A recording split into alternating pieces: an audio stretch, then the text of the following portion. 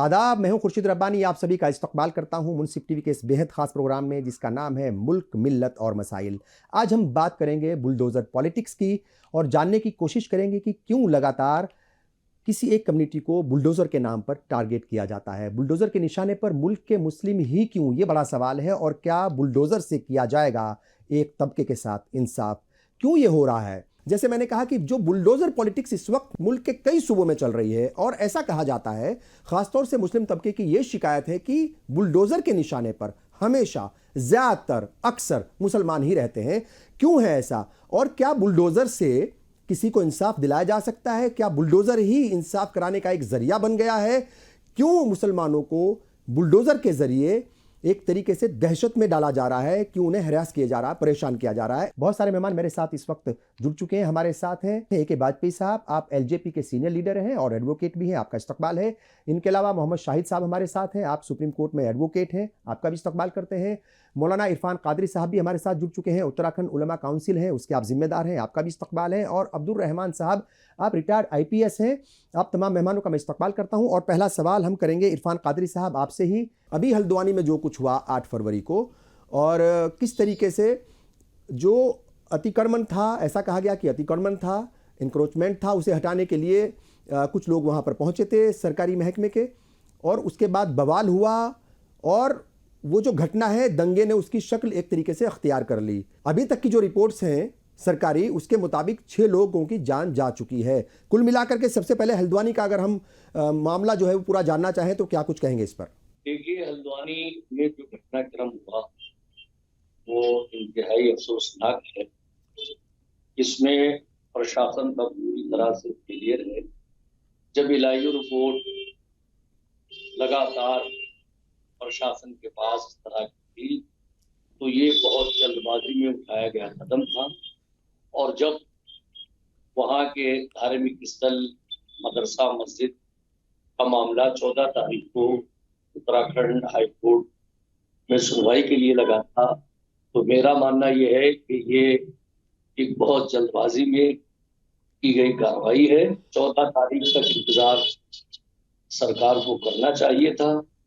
बहरहाल ये जो बुलडोजर की कार्रवाई है तो बगैर किसी जस्टिफाई किए हुए ये किसी तरह से हक पर मबनी, इंसाफ पर मबनी करार नहीं दी जा सकती। ये जो कार्रवाइयां हो रही हैं यकीनन इससे कहीं न कहीं अकलियतों में खौफ, हरास, डर का माहौल है। फिर कोर्ट क्या करेंगे, अदालतें क्या करेंगी?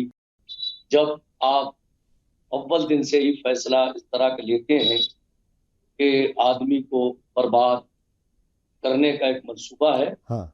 तो गवर्नमेंट की ये जो बुलडोजर कार्रवाई है वो किसी तरह से इंसाफ पर मबनी करार बिल्कुल ठीक है। आप कह रहे हैं कि अगर सरकार ने ठान ही लिया कि बुलडोजर के जरिए सबक सिखाना है कुछ लोगों को, कुछ ग्रुप्स को, तो फिर कोई क्या करेगा उसमें? फिर अदालतें क्या करेंगी? AK वाजपेयी साहब, आपके पास मैं आऊंगा। किस तरीके से ये जो तमाम चीजें चल रही हैं और अलग अलग जगहों पर, उत्तर प्रदेश से जो है ये सिलसिला एक तरीके से शुरू हुआ था, उसके बाद अब उत्तराखंड, राजस्थान, महाराष्ट्र में भी हमने देखा पिछले दिनों, मध्य प्रदेश, अलग अलग सूबों में ये बुलडोजर एक तरीके से पॉलिटिक्स इसको कहा जा रहा है। और बुलडोजर के जरिए वो एक पर्टिकुलर कम्युनिटी को टारगेट किया जा रहा है। दिल्ली में भी आपने देखा सुबह 4 बजे के करीब जो है वो बुलडोजर चला, 500-600 साल पुरानी मस्जिद और मदरसा था। तो किस तरीके से आप इन तमाम घटनाओं को, इन तमाम चीजों को देख रहे हैं? पहला रिएक्शन आपका क्या है इस पर? जो बुलडोजर की कार्रवाई की जा रही है वो खाली एक तबके पे की जा रही है। हाँ। देखिए, वो इसलिए हम सहमत नहीं है कि तो कानून एक तबके के लिए नहीं है। चाहे संविधान है, चाहे कानून का कोई प्रावधान है, वो नागरिकों के लिए लागू होता है। और नागरिक के वर्ड यूज करेंगे जी। तो आज की तारीख में जब हम बात कर रहे हैं तब तक जो सभी धर्म के लोग जो हैं वो नागरिक कहलाते हैं। बिल्कुल। ना कोई अव्वल दर्जे का नागरिक है, ना कोई दूसरे नंबर का, ना तीसरे, ना चौथे नंबर का। तो कार्रवाई जो होगी वो सब पे समान रूप से होनी चाहिए। हाँ। लेकिन इसके साथ साथ दूसरा एक मसला जुड़ जाता है कि जो ऑफिसर कार्रवाई करते वो ऑफिसर क्या कार्रवाई को पूरी तरीके से कानून के हिसाब से कर रहे हैं कि नहीं कर रहे तरीके से कर रहा है? हाँ। ये देखना जरूरी हो जाता है जी। तो इसमें मैं आपके साथ हूँ कि कई जगहों पे इस तरह की कार्रवाई हो रही है जो एक तबके को पीड़ा पहुंचा रही है। अच्छा, लेकिन जब कोई आदमी कोर्ट जाता है तो कोर्ट में क्या होता है, कोर्ट उस बात का पूरा संज्ञान लेता है कि ये बुलडोजर पॉलिटिक्स क्या है, जी या बुलडोजर क्यों चलाया जा रहा है। मान लो आपने हल्द्वानी की घटना का जिक्र किया, तो हाईकोर्ट में जब मैटर गया तो हाईकोर्ट ने उसमें देखा होगा कि क्या कार्रवाई हुई है, क्यों हुई है, किस लिए हुई है। उसमें वैक्यूम ये होता है कि अगर कोई शख्स किसी जमीन पे अनधिकृत तरीके से बैठा हुआ है, अनऑथराइज इंक्रोचमेंट करके बैठा हुआ है, तो उसके लिए कानून बना हुआ है, उसको बोलते हैं पब्लिक प्रीमिसेस एक्ट। बिल्कुल ठीक है। इसी तरह से स्टेट प्रीमिसेस एक्ट, हर राज्य में और सेंटर में कानून बने हैं कि अगर कोई सरकारी जमीन पे काबिज है तो उसको कैसे बेदखलंदाजी की जाएगी। और उसमें सबसे पहला किसी भी कानून में प्रावधान ये होता है कि natural justice must be followed. Natural justice जब हम कहते हैं तो इसका मतलब ये हुआ कि किसी के खिलाफ कोई भी कार्रवाई करोगे तो उसको शोकॉज नोटिस दोगे, उसको बुला के पूछोगे कि भाई आपके खिलाफ फला आरोप है, आप क्या कहना बताएंगे। तो ऐसे मसलों में नोटिस दिया मान लो 3 साल पहले, और जिसके खिलाफ नोटिस गया है न तो कोई जवाब दिया, न तो कोई उस नोटिस को चैलेंज किया, तो फाइल में ये माना जाएगा कि इस शख्स को कुछ नहीं कहना, और अंत में उसके खिलाफ डेमोलिशन ऑर्डर पास करके उसको बेदखल कर दिया जाता है, और उस प्रक्रिया में बुलडोजर का इस्तेमाल किया जाता है। तो अब जब कानून की जो दिक्कत है, देखिए राजनीतिक परसेप्शन अलग है, पॉलिटिक्स के डिसीजन अलग है, लेकिन जब कानून की जुडिशियल स्क्रूटनी में वो आएगा तो उसमें इन सब चीजों को देखा जाता है। हमें ये कहने में कोई एतराज नहीं है कि ज्यादातर एक्शन में इस तरह की जुडिशियल स्क्रूटनी नहीं होती है, क्योंकि लोग अप्रोच नहीं करते कोर्ट को। अभी जैसे आपने शुरुआत में कहा कि मन बन चुका है जो मौजूदा सरकार है, और वो बुलडोजर खास तौर से कब्जे पे लगाती है। तो इस पे थोड़ा गंभीरता से विचार करना। पर अगर हम हल्द्वानी की बात करें सर, हल्द्वानी का जो पूरा मामला था या पूरी जो घटना घटी है, ये अगर हम इसकी बात करें, हल्द्वानी के लोग या जो भी मदरसा मस्जिद के जो जिम्मेदारान थे वो तो एक तरीके से कोर्ट में गए थे वो, और कोर्ट ने उनको वक्त भी दिया था, मगर वो अफसर जिनकी एक तरीके से जिनकी देखरेख में ये सब कुछ हुआ, उनका 2 तारीख को ही ट्रांसफर हो गया था। ट्रांसफर के बाद भी वो 8 फरवरी को पहुंच जाते हैं अमला लेकर के, और वो बहस होती है फिर लोगों के साथ और तोड़फोड़ शुरू करते हैं। यानी जो कोर्ट का एक तरीके से आदेश था या जो कोर्ट में याचिका लगी हुई थी उसकी भी जो है वो फिर फिक्र नहीं की। अगर कोर्ट के आदेशों की अवहेलना करेंगे तो सीधी कंटेम्प्ट होती है। प्लीज देखो, हम इस बात में यकीन, क्योंकि हम तो प्रैक्टिस करते हैं, तो हम इस बात में यकीन नहीं करेंगे। अगर आज भी हम जाके कहें कि कोर्ट के आदेश के बावजूद फला आदमी ने ये इस तरह की इलीगल कार्रवाई की, तो उनको मेरा ख्याल कि इरफान कादरी साहब थोड़ा सा इसमें वजाहत कर दीजिए, क्योंकि ये मामला कोर्ट में था और शायद 14 तारीख जो है वो दी गई थी अगली सुनवाई की।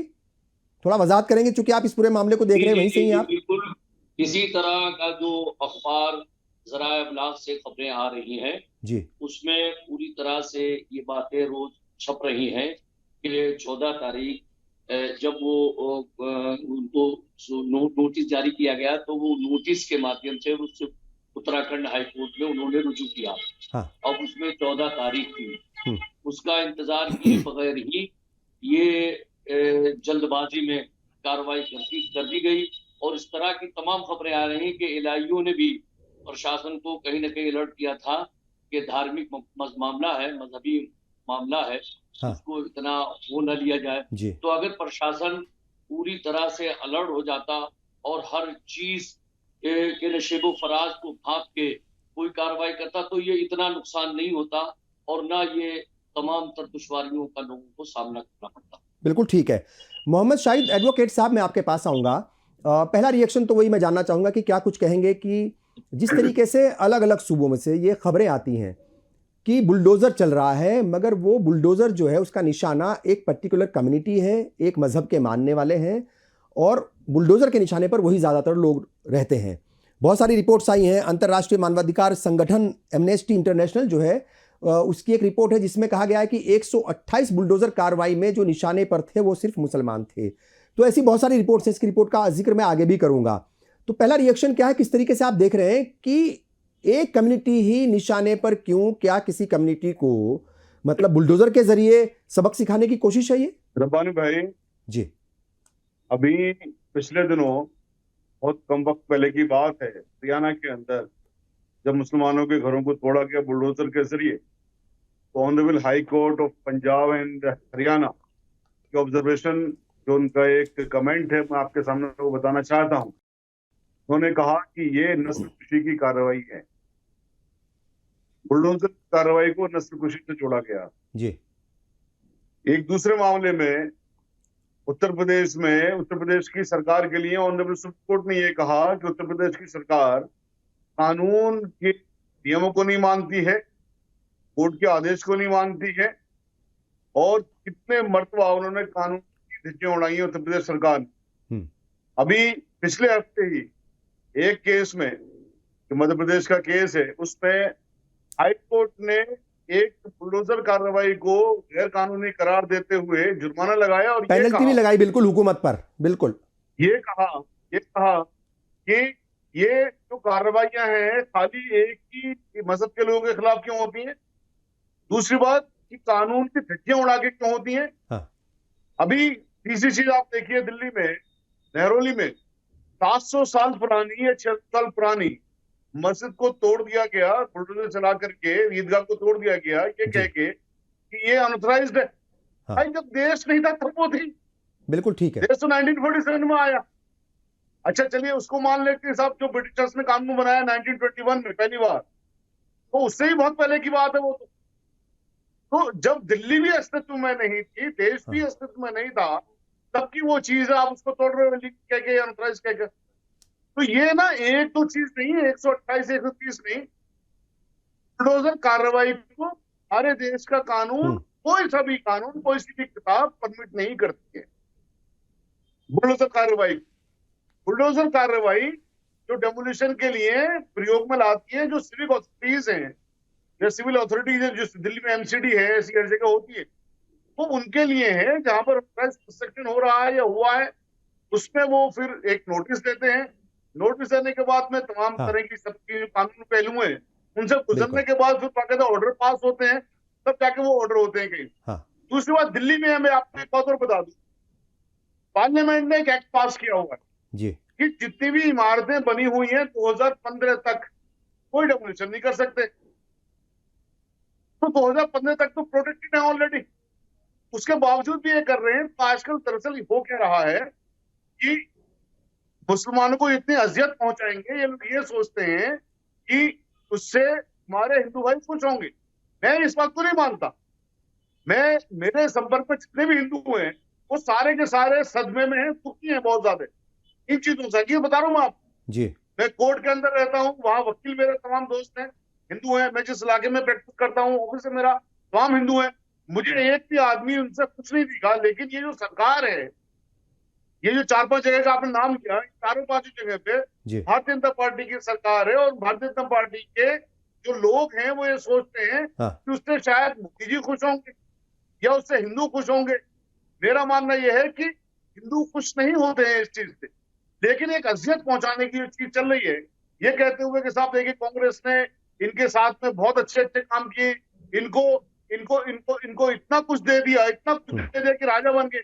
जबकि हकीकत में कांग्रेस के राज में मुसलमान तो निचले स्तर पर चले गए। तो कांग्रेस ने एक पॉलिटिक्स चली कि साहब वो करा तो हमारे लिए कुछ भी नहीं, हमें तो उस निचले स्तर पर पहुंचाया। लेकिन हिंदुओं को ये उन्होंने एहसास कराया कि देखिए साहब ये तमाम पॉलिसी मुसलमानों के लिए, कि जो सरकार है वो उसकी पॉलिसी जो उसकी है वो बहुत क्लियर है कि देखिए साहब इनको ठीक करेंगे, हम इनको सही कर देंगे, हम इनको जीने नहीं देंगे, तमाम तरह की जो चीजें हैं। तो ये जो एक पॉलिटिक्स चल रही है, ये देश को बंटवारे की तरफ ले जाती है। अनफॉर्चुनेटली ऐसा नहीं होना चाहिए ना, ऐसा इंशाल्लाह होगा। मेरा ख्याल के तो बहुत आगे की बात आपने कर दी। बंटवारे का मामला नहीं है, सबसे इंपॉर्टेंट बात यह है कि अगर दिल बट जाए या दिलों के अंदर फर्क आ जाए कम्युनिटियों के बीच, और वो मजहब की बिना पर, मुझे लगता है वो ज़्यादा जो है वो खतरनाक है और वैसा नहीं होना चाहिए। अब्दुल रहमान साहब, आप जो है वो एक बड़े अफसर रहे हैं, और नाराज़गी के चलते आपने जब एनआरसी का मुद्दा चल रहा था तो आपने अपना इस्तीफ़ा दिया और फिर अपनी एक अलग राह चुनी। जब हम देखते हैं इस तरह की कार्रवाई होती है, बुलडोज़र की कार्रवाई हो या फिर कोई भी कार्रवाई की जाती है अपराध का नाम लेकर के या इलीगल एनक्रोचमेंट के नाम पर, जाहिर तौर पर कई बार ऐसा होता भी है, अपराधियों के खिलाफ भी होती है कार्रवाइयाँ, मतलब सचमुच। मगर जब मासूम लोगों को परेशान किया जाता है, हरास किया जाता है, तो उसमें एक अभी बात हो रही थी आपके आने से पहले, और एक वाजपेयी साहब कह रहे थे कि कई बार जो अधिकारी हैं, जो अफसरान हैं, उनका रोल जो है बड़ा अहम होता है। अगर वो भांप नहीं पाते सिचुएशन को, या कई बार अगर उनके मन में किसी एक पर्टिकुलर कम्युनिटी के खिलाफ या किसी ग्रुप के खिलाफ कोई द्वेष है, मतलब कोई दुर्भावना है, तो वैसे भी उस तरीके से भी वो कार्रवाई करते हैं। या फिर कई बार इसके पीछे की मंशा ये भी होती है कि जितनी जल्दी वो कार्रवाई करेंगे या जिस तरीके से बढ़ चढ़ करके उस कार्रवाई में हिस्सा लेंगे, हो सकता है कि फिर उनको उसका इनाम दिया जाए, प्रमोशन उनका हो जाए। बड़े अफसर रहे हैं आप, जाहिर तौर पर आप तमाम चीज़ों को जानते हैं, तो थोड़ा सा इसके ऊपर रोशनी डालिए कि सच्चाई क्या है, किस तरीके से ये घटनाएं जो है वो घटित हो रही हैं, बुलडोजर के नाम पर एक कम्युनिटी को डराया जा रहा है। 3-4 चीजों पे मैं बात करूं जी। पहला तो ये जो आपने सवाल पूछा, ऑफिसर्स का रोल, हम्म। सेकेंड स्टेट का रोल, तीसरा जुडिशरी का रोल, और चौथा ये सारी चीजें क्यों हो रही, मतलब इसके वजूहात क्या है, उसके जड़ में जाने की जरूरत है। पहली बात यह है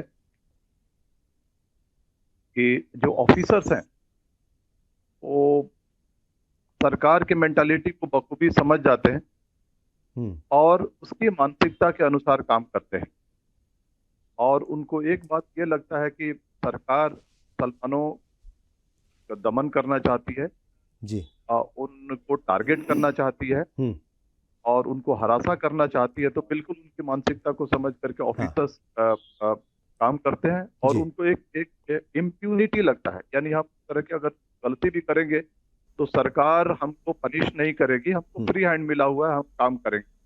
तो ऑफिसर्स के रोल पे मत जाइए, जैसे ही सरकार चेंज होगी वो दूसरे सरकार के मानसिकता के अनुसार काम करने लगेंगे। ये बात आप खत्म कीजिए। जहां तक सरकार का सवाल, सरकार जो है वो पूरे सोशल जो स्पेस है, जो पॉलिटिकल स्पेस है, उसको पोलराइज करके हिंदू वोट कंसोलिडेट करना चाहती है।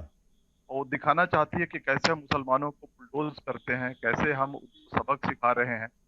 और जो मेजॉरिटी कम्युनिटी है, जैसे 35-40% जो लोग हैं, वो इस चीज को सेलिब्रेट करते हैं कि ये सरकार जो है मुसलमानों को कहीं ना कहीं एक सबक सिखा रही है। और तीसरी बात मैं कहना चाहूंगा जो सुप्रीम कोर्ट का, जी देखिए जैसे अभी हम लोग वर्ड एक यूज कर रहे हैं, बुलडोजर कल्चर।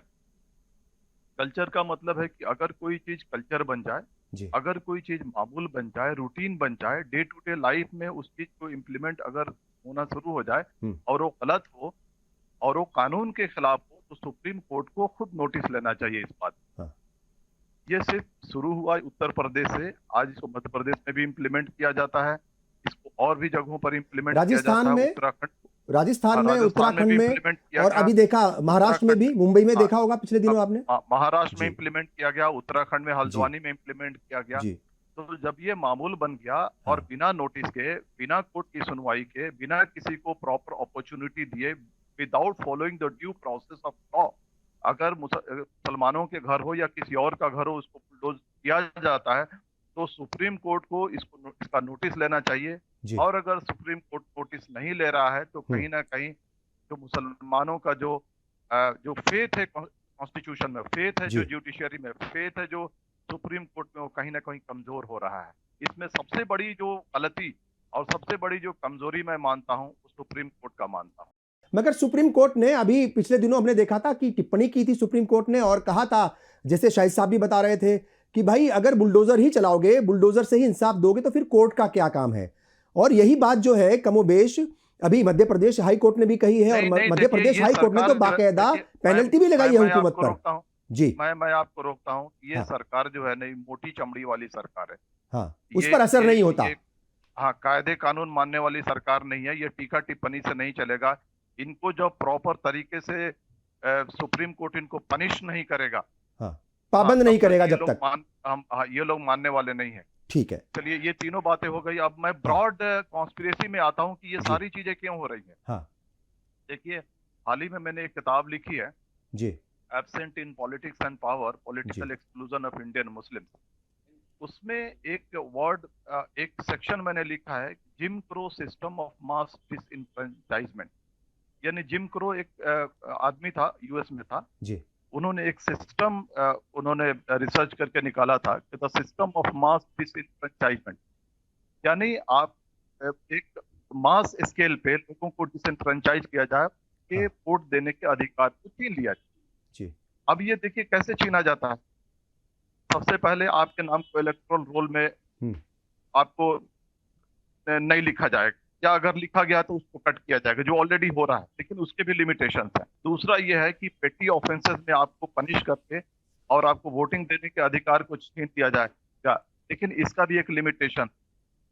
तीसरा जो है और ये है कि आपके घरों को मास स्केल पे बुलडोज किया जाए और आपकी आइडेंटिटी को छीन लिया जाए, यानी आपके पास कोई आइडेंटिटी ही नहीं रहेगी कि आप आकर के वोट करें। देखिए ये सच है कि मुसलमानों ने और दलितों ने 50-60 साल तक इस कम्युनल फोर्सेज को रोक करके रखा अपने पावर को एंजॉय करने के लिए, लेकिन किसी न किसी तरह से ये पावर में आए हैं और इनको पता है कि दलित और मुसलमान कभी भी इनको प्रॉपर तरीके से वोट नहीं करेंगे, और इसलिए इनको डिसएनफ्रेंच करने के लिए ये पूरी कोशिश कर रहे हैं। ये सीधे तरीके से मुसलमानों के वोटिंग के अधिकार को छीन नहीं सकते, इसलिए तरह तरह के जो तरीके अपना करके ये कर रहे हैं। और उसमें से ये एक तरीका ये भी है कि मुसलमानों के घर को बुलडोज किया जाए, उनको खत्म किया जाए और उनके जो आइडेंटिटी है उसको छीना जाए और वोटिंग देने का जो अधिकार है उसको छीना जाए। तो इसको मुसलमानों को जो है इसको प्रॉपर तरीके से इस सर्कल में सोचना होगा कि ये सरकार जो है हमको डिसएनफ्रेंचाइज करना चाह रही है, और उस तरीके से और उस काइंड ऑफ एक्शन से मुसलमानों को तैयार रहने की जरूरत है। ठीक है, AK वाजपेयी साहब आपके पास आएंगे। देखिए बहुत सारी बातें हुई हैं, और जब कोई हुकूमत हलफ उठाती है, ओथ लेती है, तो वो आइन के नाम पर ओथ लेती है। और आपने खुद भी कहा था कि हुकूमत जो है वो सबकी होती है। हुकूमत फिर वो ये नहीं देखती कि वो गोरा है या काला है, वो यहाँ का है कि वहाँ का है। जो भी उसके मतलब सरहद में आते हैं वो तमाम एक जैसे लोग होते हैं, किसी भी मजहब का हो, किसी भी जात बिरादरी का हो, किसी भी आइडियोलॉजी का हो। मगर यहाँ पर वही बात आती है कि मजहब भी देखा जाता है, आइडियोलॉजी भी देखी जाती है, और ये भी देखा जाता है कि ये किसका वोटर है। तो कहीं ना कहीं वो सबक सिखाने का भी मसला होता है कि भाई इनको सबक सिखाया जाएगा। एक बात और, जैसे उन्होंने भी कहा और आपने खुद भी इस बात को माना था कि इसमें रोल जो है वो रहता है अधिकारियों का भी। वो या तो उनके जहन में ये बात होती है कि कैसे अपने जो मतलब ऊपर बैठे हुए हैं, जो यानी जिनके हाथ में हुकूमत है, उनको कैसे खुश किया जाए, कैसे खुश रखा जाए। और जब कहीं ऐसा मामला होता है कि वो एक कम्युनिटी के खिलाफ कोई कार्रवाई करनी होती है, तो उसमें भी इसी तरीके से मतलब प्रशासन कुछ वक्त नहीं देता उनको। आज नोटिस दिया, कल जो है उसको तोड़ने के लिए चले जाते हैं। तो कहीं ना कहीं जो हुकूमत में बैठे हुए लोग हैं उन्हें खुश करने के लिए इस तरह के इकदाम उठाए जाते हैं, और नुकसान सीधा आम लोगों का होता है, उन लोगों का होता है जिनका कोई कसूर भी नहीं होता कई बार। क्योंकि जब हम देखते हैं कि अगर किसी घर में कोई एक अपराधी है और अपराधी के नाम पर घर तोड़ा जा रहा है, तो सजा तो अकेले अपराधी को मिलनी चाहिए। पूरे घर को क्यों, पूरा घर क्यों बुलडोज कर दिया जाता है, पूरा घर क्यों तोड़ दिया जाता है?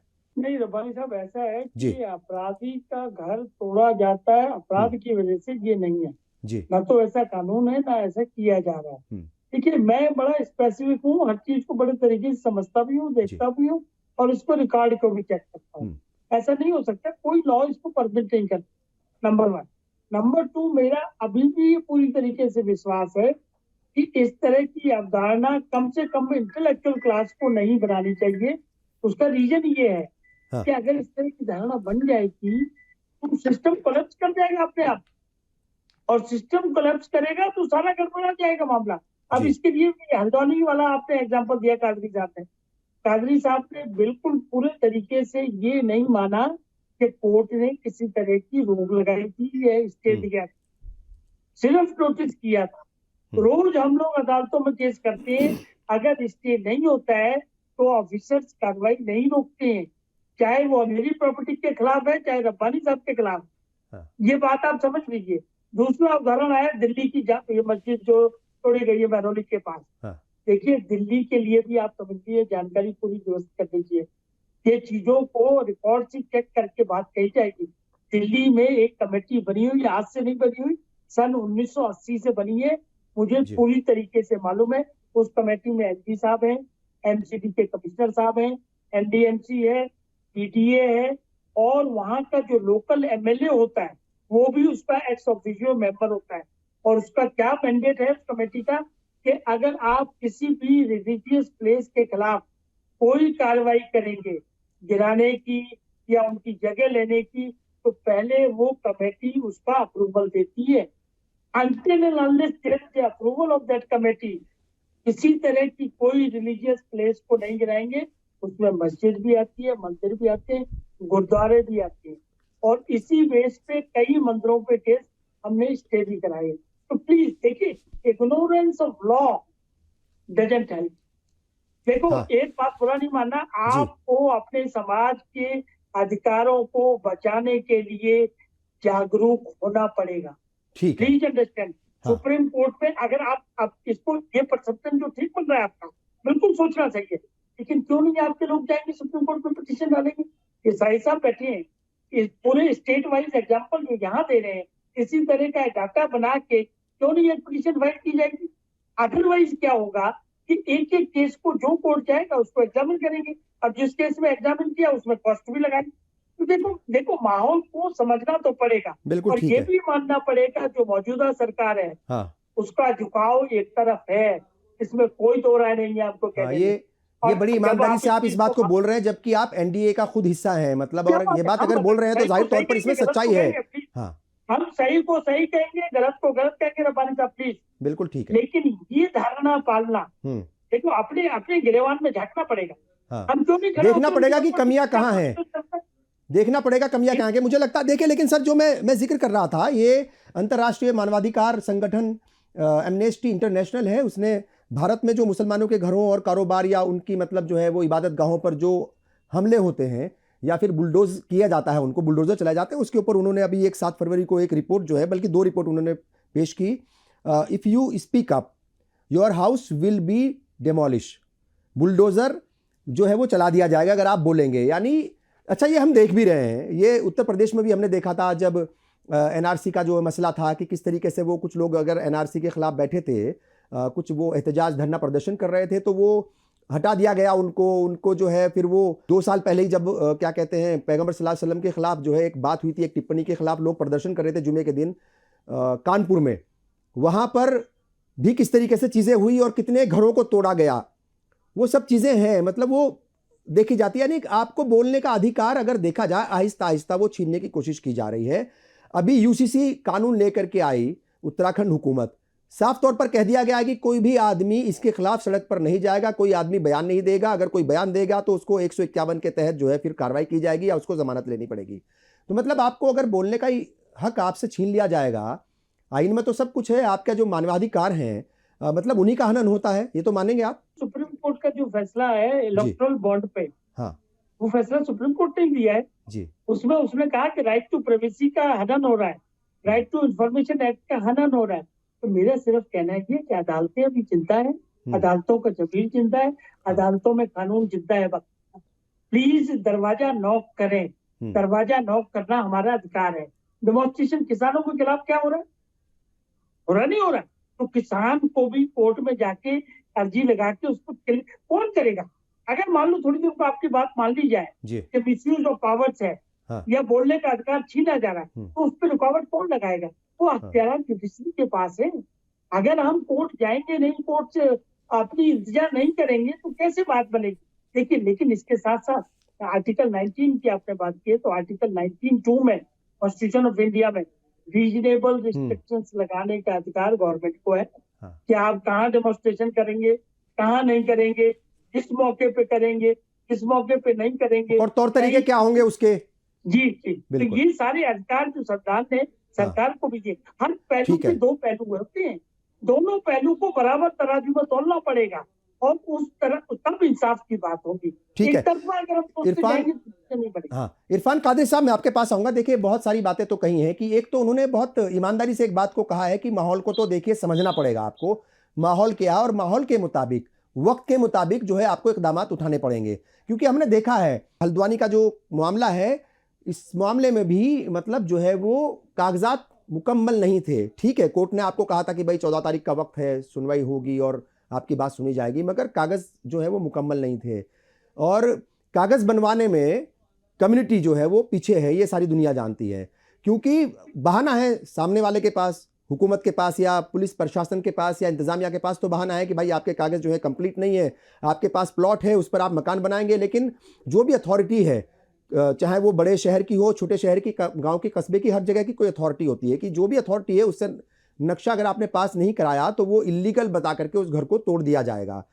तो क्या आप ये बात मानते हैं और क्या आप इसको जो है कहीं ना कहीं बेदारी की भी एक कमी मानते हैं कि मुस्लिम तबके के अंदर बेदारी है, उसको लगता है कि जो चल रहा है वो चलने दो, वक्त के मुताबिक फैसले नहीं करता, वक्त के मुताबिक हालात को समझ करके कदम नहीं उठाता, और जो कागजात बहुत जरूरी हैं, जिनको बनवाना बहुत जरूरी है, उनमें भी वो ढिलाई बरतता है? सदियों से इस मुल्क में जी मजहबी मकामात, धार्मिक स्थल जो जहां जैसे जगह मिली होंगी किस तरह से लोगों ने बना लिए। हाँ।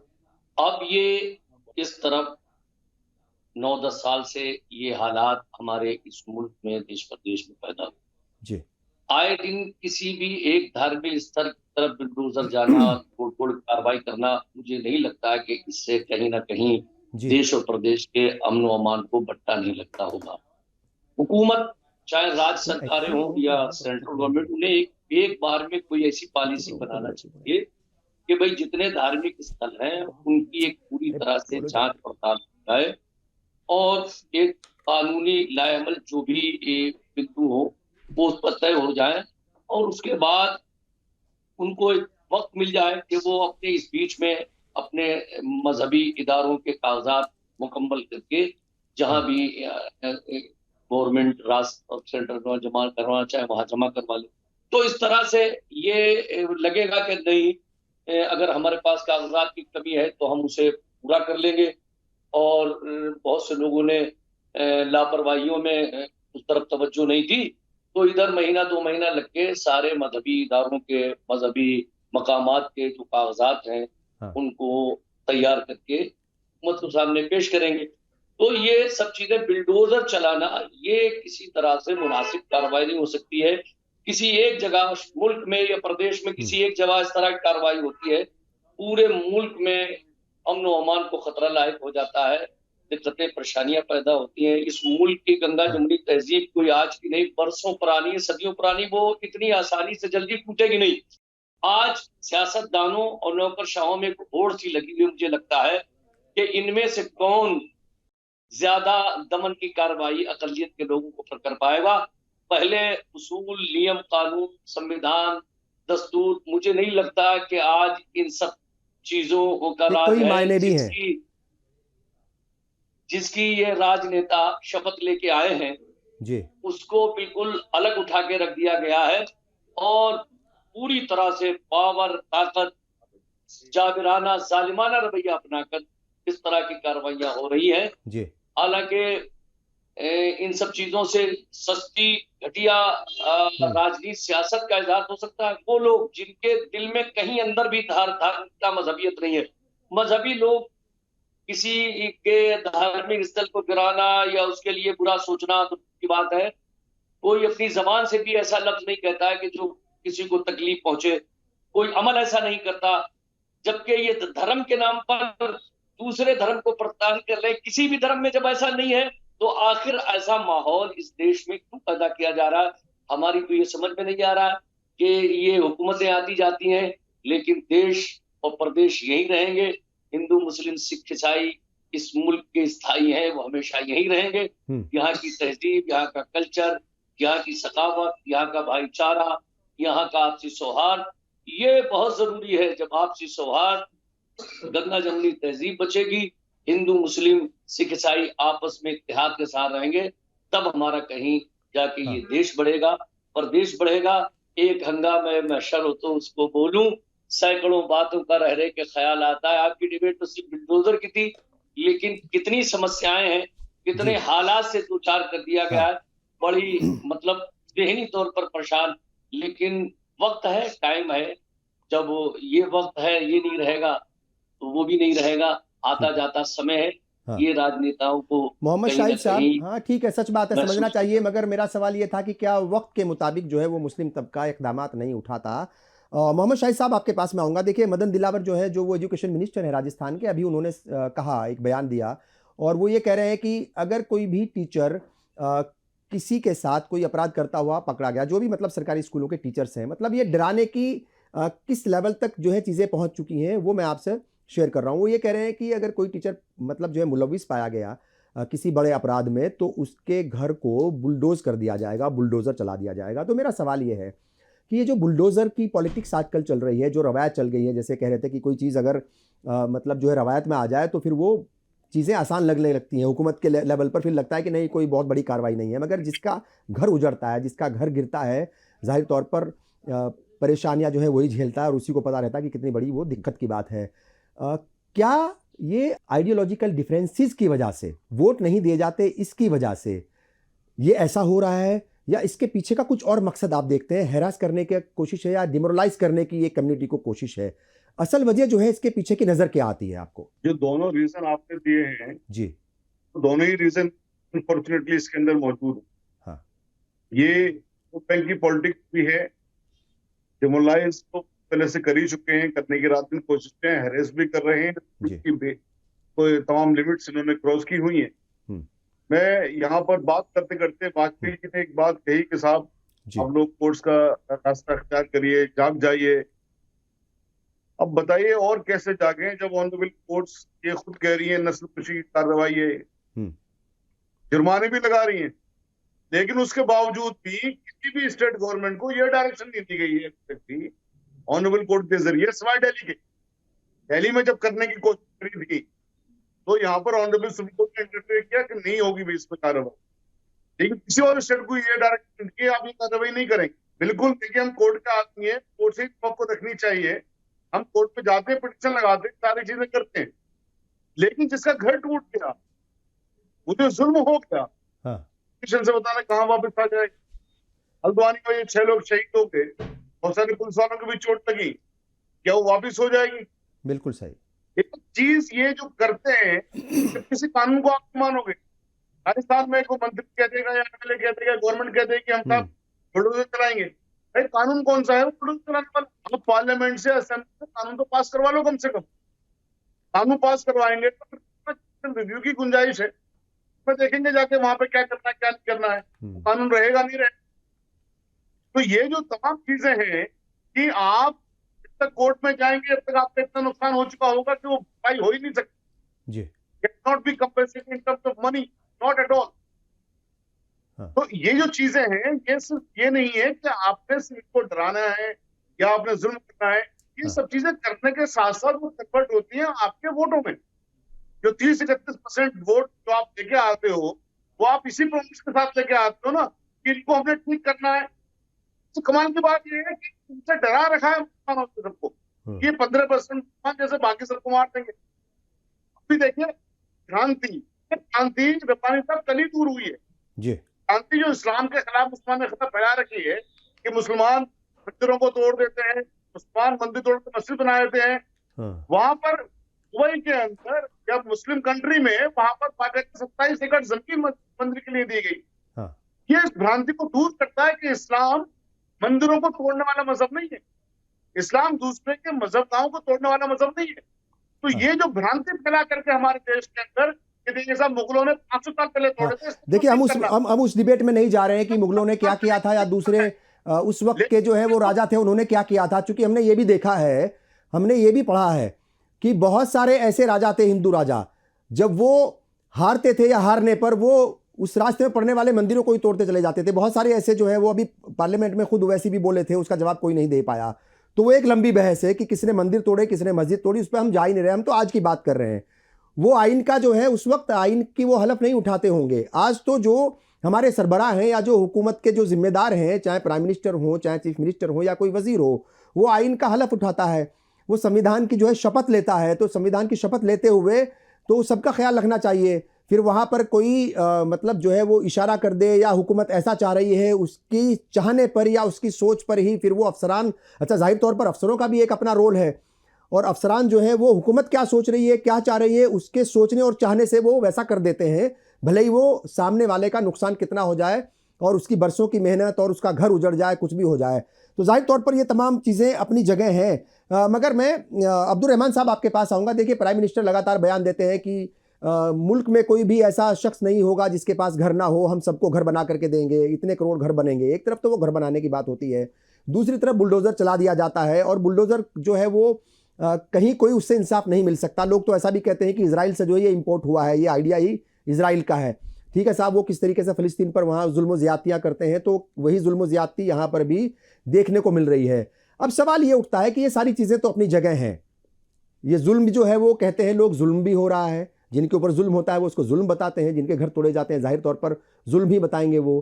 कम्युनिटी भी जो है वो कहीं ना कहीं वो खौफ में भी है, तमाम चीज़ें हैं। मगर आपको क्या लगता है कि वो कानूनी रास्ते जो है वो क्या हो सकते हैं? किन किन रास्तों को जो है वो अपनाना चाहिए मुस्लिम तबके को? जैसे मैंने कहा था कि वो कागजात जो है वो मुकम्मल तो तमाम सब लोगों के होने चाहिए भाई। जब आप जो है वो जन्म प्रमाण पत्र, पैन कार्ड और ये आधार कार्ड, ये तमाम चीज़ें बनवा रहे हैं लोग, अब उसको अपडेट कर रहे हैं, उसी तरीके से जो घर के नक्शे हैं या जो घर के कागजात हैं उनको भी मुकम्मल कराने का वक्त जो है वो आ गया है। चाहे वो दीनी इदारे हों, मदरसे हों, मस्जिदें हों, तमाम चीज़ों के कागजात खंगाले जाएं, देखे जाएं कि कहाँ कमी है, उनको दुरुस्त कराया जाए। देखिए, मैं कहना चाहता हूँ, एक एग्जांपल मैं आपको दूंगा जी। 2012 से लेकर 2015 तक एडमिन था पुणे में जी। यहाँ पे एक मस्जिद का सवाल, हाजी मक्के साहब मस्जिद जो सावरकर के स्मारक है उसके कुछ पे बनी है। जब ये बन रहा था बहुत ज्यादा अपोज, उस वक्त यहाँ पे एक एक्शन कमेटी है, मुसलमानों का एक जमात टीम है, उन्होंने म्यूनिसिपल कमिश्नर से आरटीआई के जरिए लिस्ट निकाला जी। पुणे में कितने इबादत गाह हैं कुछ सरकारी जमीन सोच करके बनाए गए। आप हैरान होंगे कि पता चला कि कुछ 14-15 हजार जो हिंदू रिलीजियस प्लेसेस हैं, यानी मंदिर हैं, तो सरकारी जमीन पर बने हैं, यानी कहीं फुटपाथ पे बने हैं, कहीं और जगहों पे बने हैं जी। कुछ सैकड़े में मस्जिद हैं, गिरजाघर भी हैं, कुछ दरगाहें भी हैं, कुछ दरगाह है, कुछ बुद्ध विहार भी हैं। तो सबसे पहले ये लिस्ट जो है हर म्यूनिसिपल कॉर्पोरेशन में अपडेट होता रहता है जी। ये हर जगह पे अपडेट होता है। मुसलमानों को चाहिए कि आरटीआई के जरिए सबसे पहले ये जानकारी इकट्ठा करें कितनी इबादत गाह हैं जो इंक्रोचमेंट में है, और अगर गिराना है आपको तो आप मस्जिदों को ही क्यों गिरा रहे हो? गिराना है तो सबको गिराओ। अगर आपको रास्ता का चौड़ीकरण करना है, वाइड करना है, या ट्रैफिक का कोई मसला है, तो सिर्फ मुसलमानों के मस्जिदों को क्यों गिराया जाए? सारे इबादत गाहों को गिराया जाए, इक्वालिटी बिफोर लॉ को इंश्योर किया जाए। दूसरी बात यह है कि देखिए, जहां पे इस तरह की कार्रवाई होती है तो आपको बाहर से आकर के आपको कोई हेल्प करने वाला नहीं है। वहां की कोई जो तंजीम है उसको आगे आनी चाहिए। और हमें पता है कि कोर्ट से हमको इंसाफ नहीं मिल रहा है, लेकिन कोर्ट ही आखिरी मरहला है, बिल्कुल ठीक, लास्ट रिसोर्ट है इंसाफ पाने का। तो दर बदर, जैसे हमसे पहले भी काफी जो स्पीकर थे उन्होंने कहा कि दरवाजे को खटखटाते रहना है।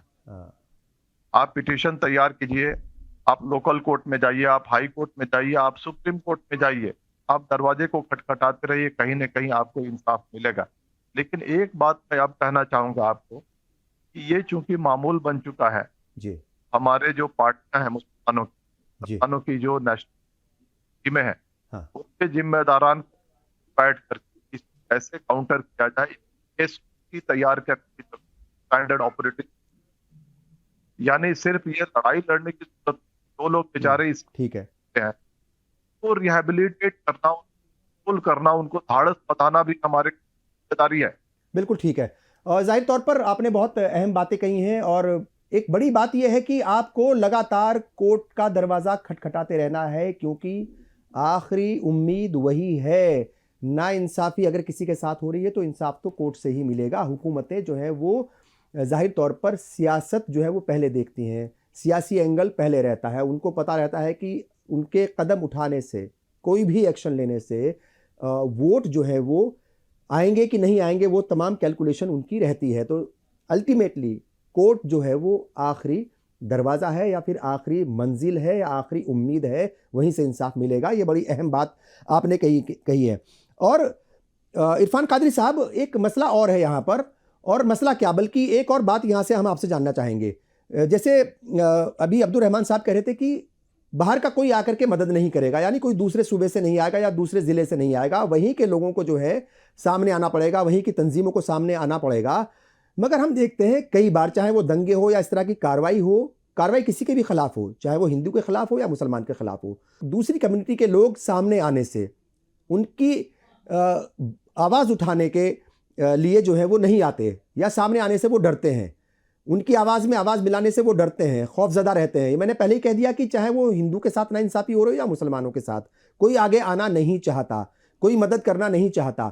आपको क्या लगता है ऐसे मौक़ों पर जब नाइंसाफ़ी हो अतिक्रमण के नाम पर या किसी दूसरे नाम पर, तो तमाम लोगों को इकट्ठा होकर के पीसफुली प्रोटेस्ट तो एटलीस्ट करना चाहिए नाइंसाफ़ी के खिलाफ, या फिर कैसे मिल करके लोगों को जो है वो नाइंसाफ़ी के खिलाफ आवाज़ उठानी चाहिए? जमहूरी निज़ाम में जी प्रोटेस्ट ही सबसे बड़ी अपनी आवाज है। जी फैसला तो हुकूमतों को करना होता है, लेकिन अपनी आवाज को कानूनी दायरे के अंदर रखते हुए हमेशा बुलंद रखना चाहिए।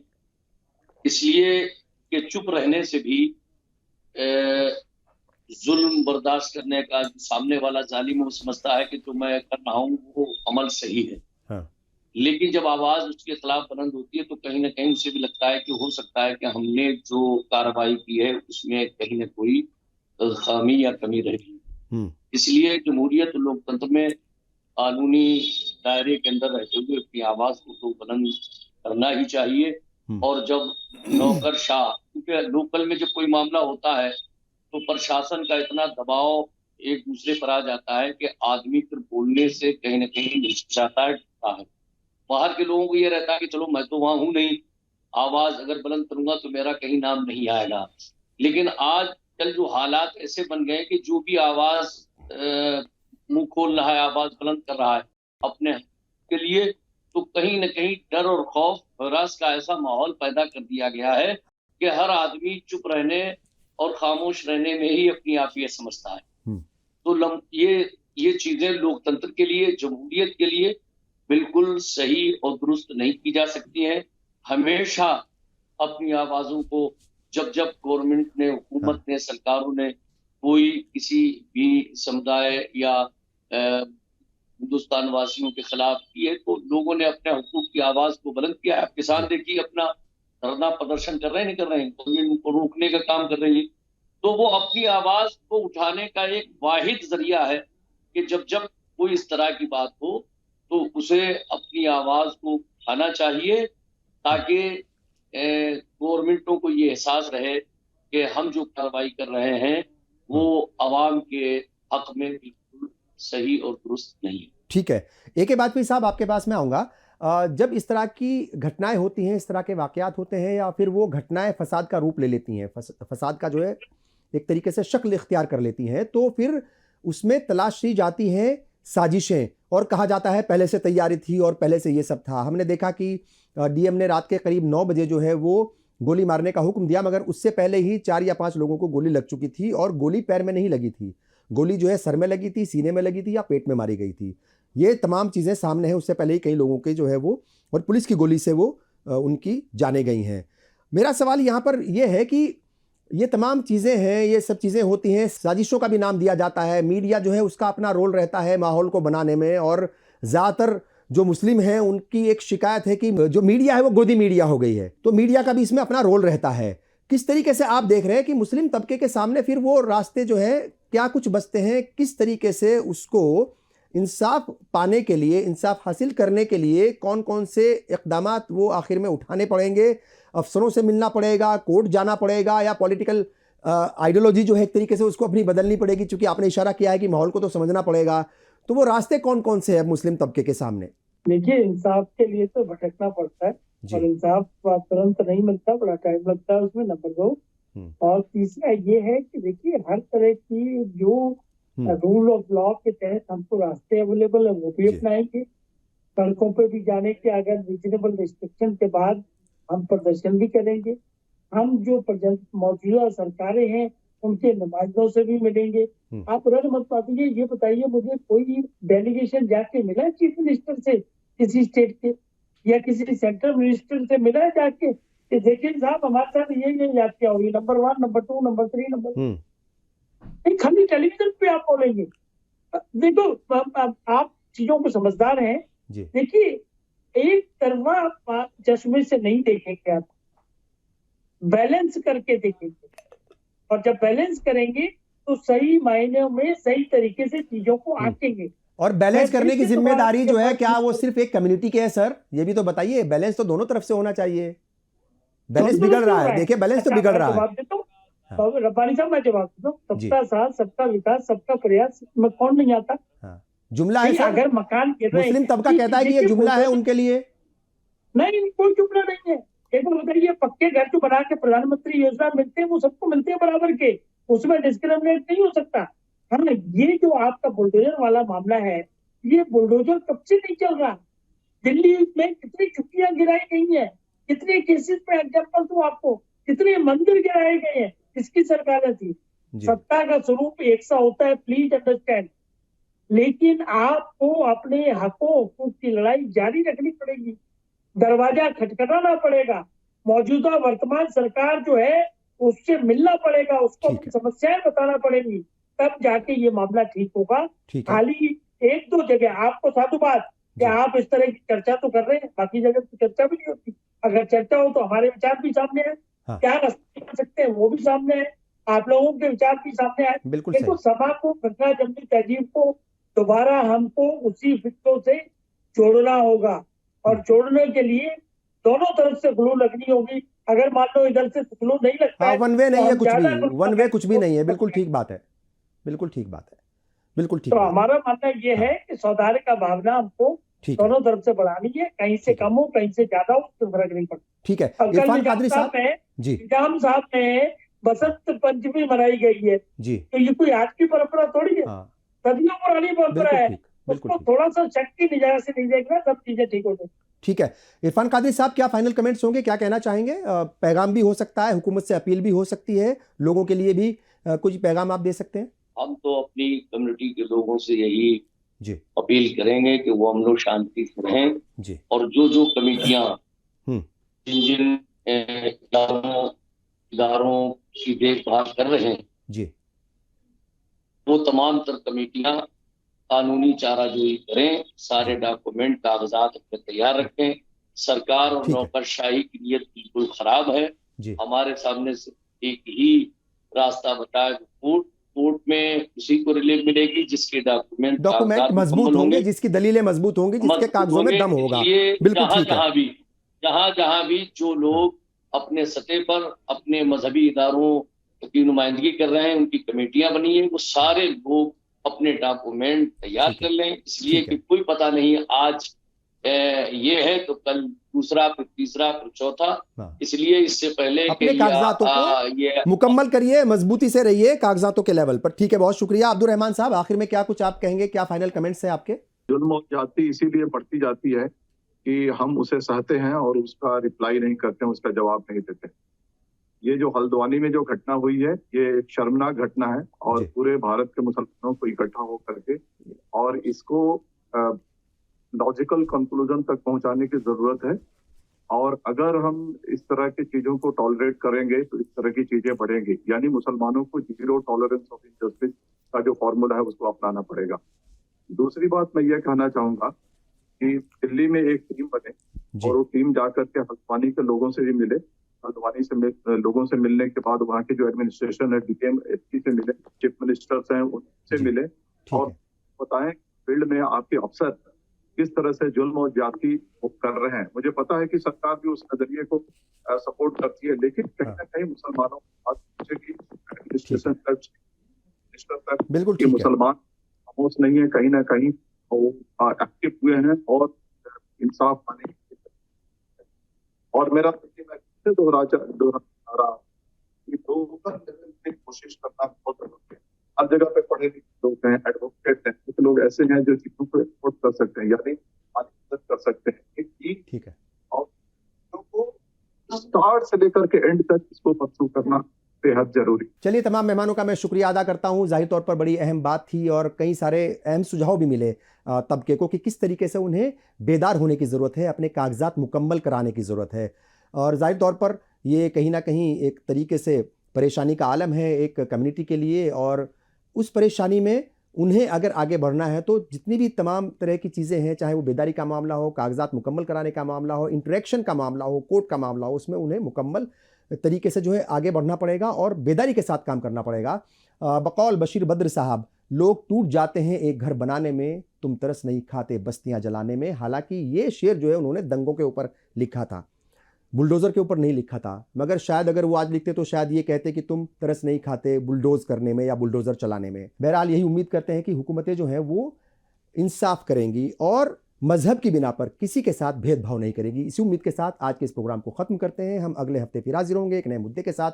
तब तक के लिए मुझे और पूरी टीम को दीजिए इजाज़त। आदाब।